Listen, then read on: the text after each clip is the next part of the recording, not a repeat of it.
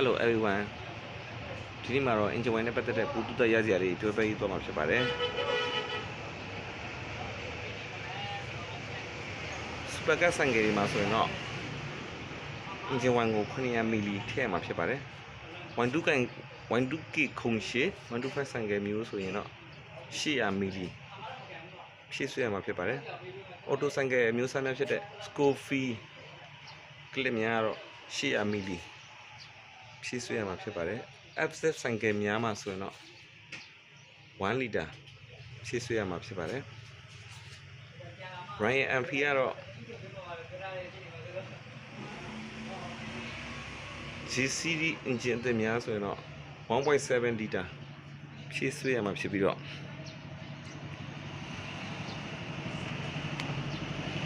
မော်ဒယ်ဟောင်းဖြစ်တဲ့ UC engine တွေဆိုရင်တော့ 2.5 liter ဖြည့်ဆွဲရမှာဖြစ်ပါတယ်ပုံတင်3မိနစ်များမှာဆိုရင်တော့ engine power ပေါ်မူတည်ပြီးတော့1 liter သို့မဟုတ် 1.5 liter ဖြည့်ဆွဲရမှာဖြစ်ပါတယ် mini OE များမှာတော့ 1.8 liter ဖြည့်ဆွဲရမှာဖြစ်ပါတယ်ဟုတ်ကဲ့ engine wine နဲ့ပတ်သက်တဲ့ဘူးအတွက်များသိရှိလို့ပါ auto win ကိုမေးမြန်းနိုင်ပါတယ်ကျေးဇူးတင်ပါတယ်